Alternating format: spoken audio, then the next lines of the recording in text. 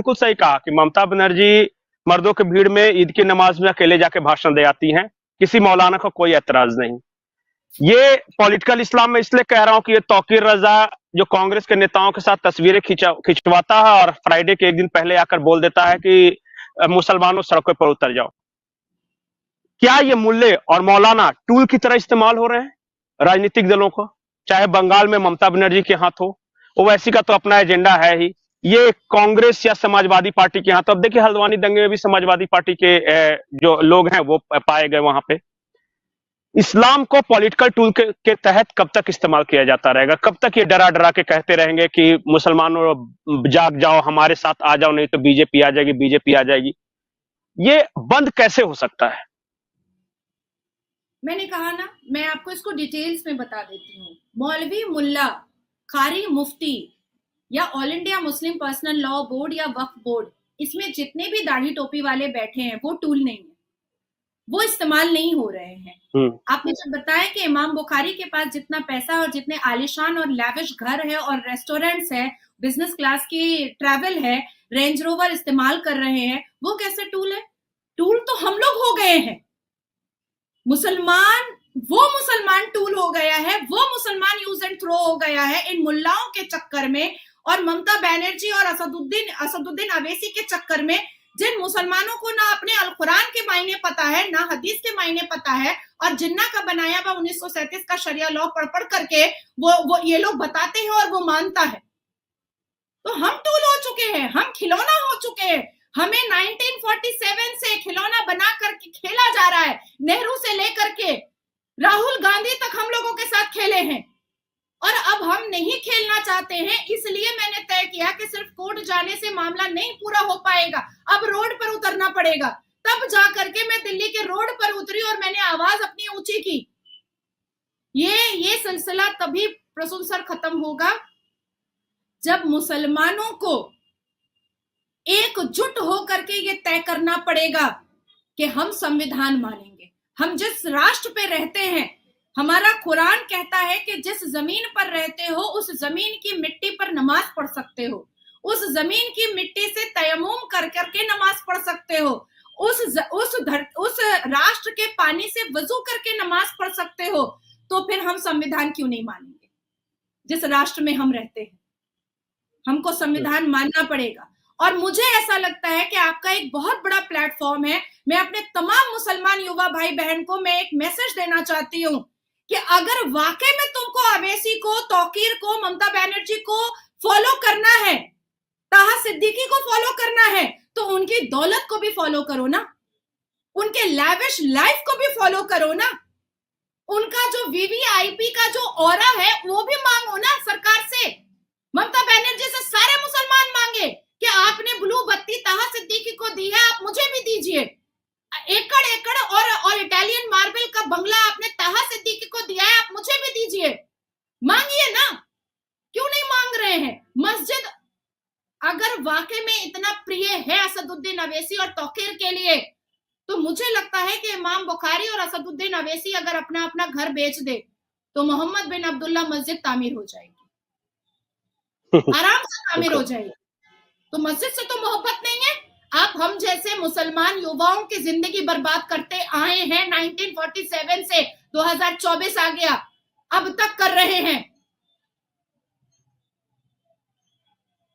जी, आखिरी सवाल यह है कि ये सारी राजनीति में जब भी हम रिलीजियस आइडेंटिटी की राजनीति देखते हैं तो सबसे ज्यादा जो इसका शिकार होती हैं वो महिलाएं होती हैं, चाहे वो हिंदुओं की महिलाएं हो या मुसलमानों की महिलाएं। जब भी हम इस तरह की राजनीति देखते हैं उनको एज ए टूल की तरह इस्तेमाल किया जाता है। अब हल्द्वानी में भी हमने देखा कि कैसे ह्यूमन शील्ड के लिए बुर्का नशी महिलाओं को आगे बैठा दिया गया, उसके बाद बच्चों को बैठा दिया गया। महिलाएं अलग वोट बैंक हो सकती हैं क्या? सिर्फ अपने उनकी कोई स्वतंत्र पहचान बन सकती है क्या? क्योंकि ये तो सीधे जाते हैं वोट के ठेकेदार, वो कहते हैं कि फलाने एरिया के किसी मौलवी को इतना पैसा दे दो और वो हमें वोट दिलवा देगा।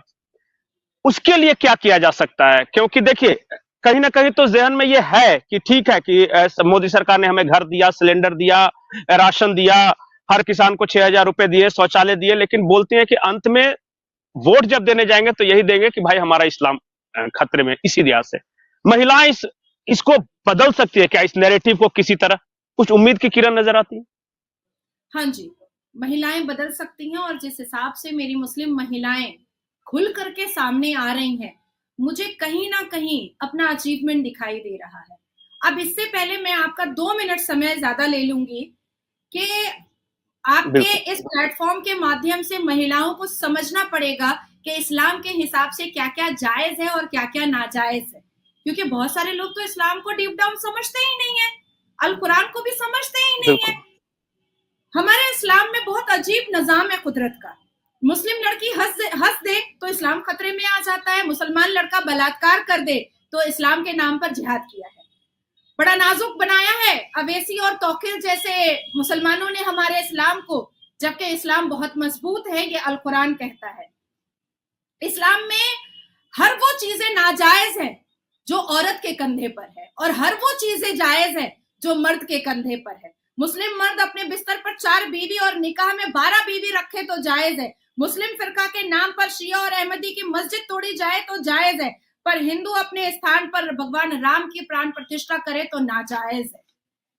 हलाला के नाम पर मुस्लिम पिता अपनी बेटी को बाजार में नंगा होता देखे तो भी जायज है, पर मुस्लिम बेटी अगर अपने अपने अपने बाप की प्रॉपर्टी में हिस्सा भी मांग ले तो नाजायज है इस्लाम के हिसाब से। मुस्लिम घरों के अंदर कजन भाई अपनी बहनों पर गंदी नजर रखे और निकाह करके कपड़ा खुलवाए मुस्लिम बहनों का तो जायज है, लेकिन वही मुस्लिम बेटियां अगर गैर मजहब के मर्द के साथ खुशी खुशी संसार बसाना चाहे तो इस्लाम में वो नाजायज है और इस्लाम खतरे में आ जाता है। निकाह मसियार के नाम पर सफर के दौरान बगल में बैठा हुआ भाई, चाचा, मामा, नाना और एक गैर मुसलमान इंसान हमें सेक्सुअली यूज करे चंद घंटों के लिए तो इस्लाम में जायज है। निकाह मसियार बंद कराने के लिए नाजिया इलाही खान अगर सुप्रीम कोर्ट का दरवाजा खटखटाए तो इस्लाम में नाजायज है। मुस्लिम बेटी अपनी आबरू बचाने के लिए शाहबानों और सायरा बानों की तरह अगर सुप्रीम कोर्ट चली जाए तो वो नाजायज है और उसको आरएसएस की दलाल कह दिया जाता है। मुस्लिम मर्द तलाक के नाम पर मुस्लिम बेटी के साथ साथ बेटी के बूढ़े माँ बाप को भी रोड पर उतार दे और बेआबरू करे तो भी तलाक भी जायज है और इस्लाम में भी जायज है। पर मुस्लिम बेटी अगर गुहार लगाए भारत के प्रधानमंत्री के सामने कि हमें हमारी इज्जत वापस दीजिए तो फिर वो आरएसएस की दलाल में कन्वर्ट हो जाती है। और नाजिया इलाही खान की तरह अगर वो सर्वोच्च न्यायपालिका में ऐसी बेगुनाह और मासूम बहनों की आवाज बन करके अपना सबमिशन दे तो नाजिया तो सबसे बड़ी आरएसएस की दलाल हो जाती है, जबकि मेरी मुलाकात कभी आरएसएस के लोगों से हुई ही नहीं है। लाखों केसों की फहरिस्त लिस्ट इस भारत के से लेकर के पाकिस्तान के धूल में मिट्टी में सना हुआ है।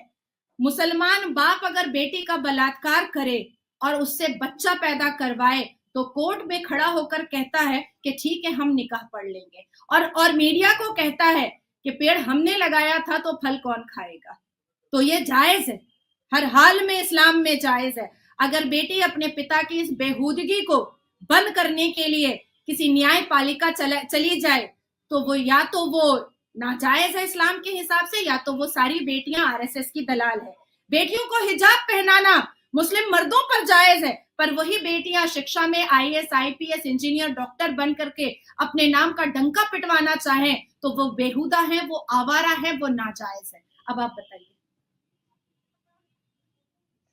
अफसोस होता है सुन के ही, मेरे तो रोंगटे खड़े हो गए। आप बोल रही थी या मैं सोच रहा था। खत्म करते हैं, लेकिन एक आखिरी सवाल रह गया है। केरला से खबर आई है, उसमें एक बच्ची ने अपनी मां को एक चिट्ठी लिखी है, खत लिखा है अरब से। उसने कहा है कि मुबारक हो अम्मी, मैं 17वें शौहर की बीवी बन गई। और वो बात कर रही थी कि शायद केरला में इस तरह की कोई प्रथा है कि कोई अरब का कोई शेख आता है और एक दिन के लिए शादी करके ले जाता है या फिर कुछ दिन रखता है, फिर बाद में छोड़ जाता है। केरला में इसे परंपरा का रूप दे दिया गया है कि ये परंपरा हो सकती है। इस तरह की बातें मैं जब देखता हूं कि नाबालिग बच्चियां हैं जो परंपरा के नाम पे अरब शेखों के द्वारा सेक्सुअली एक्सप्लॉइट ही बोलेंगे उसे, कि जिसकी उम्र 15 साल, 16 साल, 17 साल है और वो 19वें या 20वें साल में ये लिखती है अपनी अम्मी को कि मुबारक हो 17वें शौहर की मैं बीवी बन गई। तो आप इसके बारे में कभी कुछ सोचा है क्या? कुछ किस तरह का कोई कोर्ट में जाया जा सकता है? ये बंद होना चाहिए। ये तो समझिए कि पैसे वालों के हाथों एक तरह से बेचना ही हो गया ना।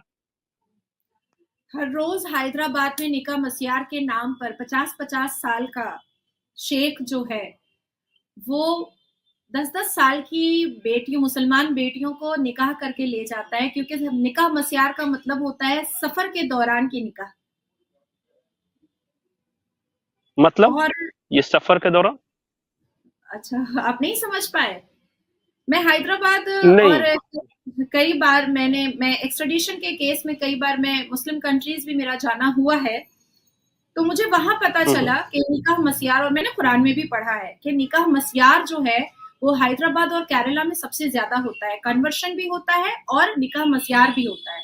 मतलब जैसे कोई आया, मैं जैसे दिल्ली गई हूँ सफर के दौरान, या आप हम्म। कैलकाटा आए हैं और आप मुसलमान हैं, आप सफर कर रहे हैं, तो आपको कोई हम्म। लड़की जो है, कोई बच्ची जो है, क्योंकि हमारे इस्लाम में age of puberty age of marriage हो जाता है, पीरियड्स होने के बाद ही मैरिज का, शादी निकाह का ये हो जाता है, टाइम हो जाता है। तो अगर आपको कोई 10 साल 12 साल की बच्ची पसंद आई, तो आप उससे निकाह करके जितने दिन आप सफर में हैं उतने दिन आप उसके साथ जिस्मानी रिश्ता रखेंगे और जाते वक्त आप उसको तलाक दे करके चले जाएंगे। अब होता क्या है कि कुछ लोग ऐसी बच्चियों को ले करके भी चले जाते हैं, जहां वो रहते हैं वहां ले हम्म। करके चले जाते हैं, पर अपने फैमिली में उसको इन्वॉल्व नहीं करते हैं। जब वो अपनी अपनी बीवी से थकते हैं, तो वहां पर अपने आप को खुश करने के लिए, थोड़ा सा रिफ्रेश करने के लिए मस्यार निकाह वाली लड़की के पास वो जाते हैं। दिस इज कॉल्ड निकाह मस्यार। निकाह मुत्ता, pleasure of sex in a short period of time. जैसे आप कहीं पार्टी में गए हैं, किसी शादी में गए हैं, कहीं किसी गेट टुगेदर में गए हैं और आप मुस्लिम हैं, तो आपको कोई लड़की हंसती खेलती चहकती नजर आ गई है, तो आप उससे उस वक्त के लिए निकाह करेंगे। उसके बाद 1 आध महीना उसको अपने पास रखेंगे, उसको उसका पेमेंट करेंगे और आप निकल पड़ेंगे, और वो आपके ऊपर कोई भी क्लेम नहीं कर सकती है। तो ये हैदराबाद में बहुत ज्यादा होता है। इसलिए मैं कहती हूँ कि अवेसी जैसे लोगों को जेल की सलाखों में होना चाहिए, जो हैदराबाद के क्षेत्र का मेंबर ऑफ पार्लियामेंट होकर के मंदिर मस्जिद की बात करता है, पर अपनी मुसलमान बेटियों को निकाह मस्यार और निकाह मुत्ता से बचाने की बात कभी भी नहीं करता है। तो ये बहुत नॉर्मल है। हालांकि मेरा पॉलीगेमी हलाला कॉन्स्टिट्यूशन बेंच पे लगा हुआ है, और हैदराबाद और केरला को सर्वे कर करके मैं एक पिटिशन जो है वो मैं लोकसभा इलेक्शन से पहले मैं डालने वाली हूँ सुप्रीम कोर्ट में। जो मुद्दा आपने उठाया है उसी को लेकर के मैं डालने वाली हूँ, और काफी बड़ा मैटर होगा। इसमें मेरे ऊपर फिर से एसिड अटैक होगा, फिर से पश्चिम बंगाल में मेरी गाड़ियां तोड़ी जाएंगी, फिर से पश्चिम बंगाल के जावेद अहमद खान अपने चुन्नू मुन्नू से मेरा फोटो मॉर्फ करके वायरल करवाएंगे, मुझे आरएसएस की दलाल कहा जाएगा। लेकिन मैं हिम्मत नहीं हारूंगी। मैं मरूं तो मरूं, मेरी बेटियां, मुसलमान आने वाले फ्यूचर में मेरी बेटियां सुरक्षित हो जाएं, क्योंकि मैं खुद एक 14 साल के बेटे की माँ हूं। तो मुझे लगता है कि यही उसके लिए एक बहुत बड़ा लेसन होगा कि आने वाले वक्त में, क्योंकि वो भी मुस्लिम है मेरा बेटा, तो आने वाले वक्त में वो इस्लाम के नाम पर किसी बेटी की जिंदगी ना बर्बाद करे। जी नाजिया जी, बहुत बहुत शुक्रिया हमारे साथ जुड़ने के लिए। मतलब कुछ बातें तो आपने ऐसी बताई कि सच में मुझे भी नहीं पता था, और वो रोंगटे खड़े कर देती हैं कि ऐसा भी हो सकता है क्या, खास करके 21st सेंचुरी में, जब हम कहाँ कहाँ की बातें कर रहे हैं कि चांद पे चले जाएंगे और चंद्रयान वगैरह, और फिर ये मैं सुनता हूँ तो मुझे खुद भी शॉकिंग था ये मेरे लिए। और ये हो रहा है, और ये बैंड भी नहीं है। सबसे बड़ी बात, ये बैंड नहीं है ना इस जी तरह की बातें बिल्कुल, इसी भारत में। को मनवाने के लिए तो कह रहे हैं ना, all India Muslim personal law board Owaisi के नहीं, शरिया लॉ ही चलेगा, हम यूसीसी को एक्सेप्ट नहीं करेंगे। यूसीसी क्यों नहीं एक्सेप्ट कर भाई? हमें तो नमाज पढ़ने की अनुमति किसी से लेने की जरूरत नहीं है। रोजा हम रख रहे हैं, ईद हम मना रहे हैं, हम्म। बकरीद हम मना रहे हैं, शबे कदर हम मना रहे हैं, लैलतुल कद्र हम मना रहे हैं। हर एक 72 फिरका का सारा रिचुअल और सारे फंक्शंस हो रहे हैं, सारे त्योहार हम मना रहे हैं। बेसिकली ये जितनी अश्लीलता है ये बंद हो रही है, इसीलिए ये लोग यूसीसी का विरोध कर रहे हैं। बिल्कुल, उनका जो सेक्सुअल प्लेजर है वो बंद हो रहा है, एक लाइन में कहें तो इसी वजह से शायद वो विरोध कर रहे होंगे। नाजिया जी, आपका बहुत बहुत शुक्रिया एनएमएफ के साथ जुड़ने के लिए। आपसे बात करके हमेशा की तरह मुझे बहुत अच्छा लगा। नमस्कार। नमस्कार। जय जय श्री राम। जय श्री राम।